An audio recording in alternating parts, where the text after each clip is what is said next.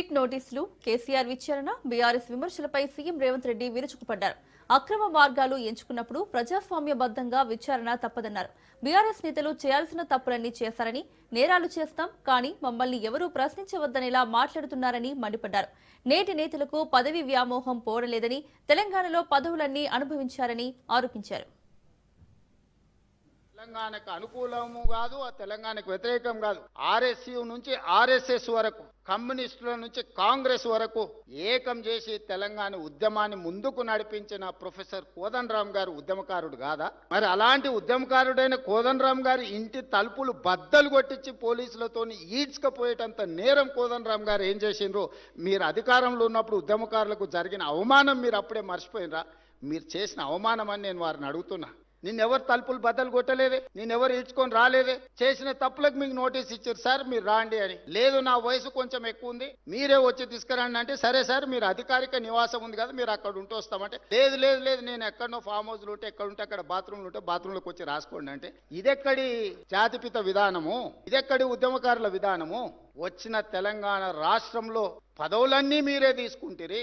100 ఎకరాల ఫామ్ హౌజులు మీకే వచ్చే, టీవీలు మీకే వచ్చే, పేపర్లు మీకే వచ్చే, 1000 కోట్ల రూపాయల వ్యాపారాలు మీకే వచ్చే.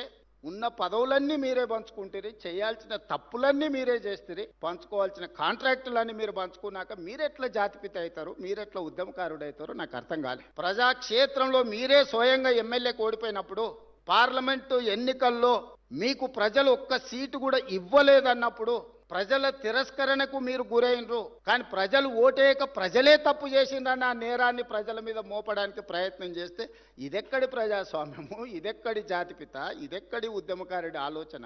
నాకైతే అర్థం కాలే. ప్రజల తిరస్కరణకు గురైనప్పుడు ప్రజాస్వామిక విలువలను గౌరవించే వాళ్ళు ఎవరైనా ఉంటే నేను చేయగలిగిన ప్రయత్నం చేసినా, ఇప్పుడు ప్రజలు తిరస్కరించిండ్రు కాబట్టి హుందాగా ప్రజాక్షేత్రంలో నుంచి నేను తప్పుకుంటున్నా అని ముందుకొచ్చి ప్రకటిస్తే కొంతైనా మీ గౌరవం నిలబడుతుంది. అధికారం ఉన్నప్పుడు దాన్ని దుర్వినియోగాన్ని చేసి అధికారాన్ని పదిలం చేసుకోవాలన్న ఆలోచనతోని 1000 కోట్ల రూపాయలు, 100 ఎకరాల భూములు అన్ని రకాలుగా సంపాదించుకొని అక్రమ మార్గాలను ఎంచుకున్నప్పుడు విచారణ తప్పదు. ప్రజాస్వామ్యబద్ధంగా డాక్టర్ బాబాసాహెబ్ అంబేద్కర్ గారు ఇచ్చిన రాజ్యాంగమే అది. ఒకసారి హోదాకు వస్తే ఏ నేరాలు చేసినా ఆ నేరాలను విచారించకూడదని ఎక్కడా లేదు. మధ్యయుగాల చక్రవర్తులు ఈనాడు కాలం చెల్లింది. ఈరోజు ప్రజాస్వామిక బద్ధంగా జరిగే విచారణలు ఎవరైనా ఎదుర్కోవాల్సిందే. ప్రజా పరిపాలన ఏర్పడ్డ తర్వాత వారిని శాసనమండలి సభ్యులుగా పెద్దల సభలో ఉండాలని పంపిస్తే సుప్రీంకోర్టు వరకు కేసేసి కొట్టేయించిన చరిత్ర మీది.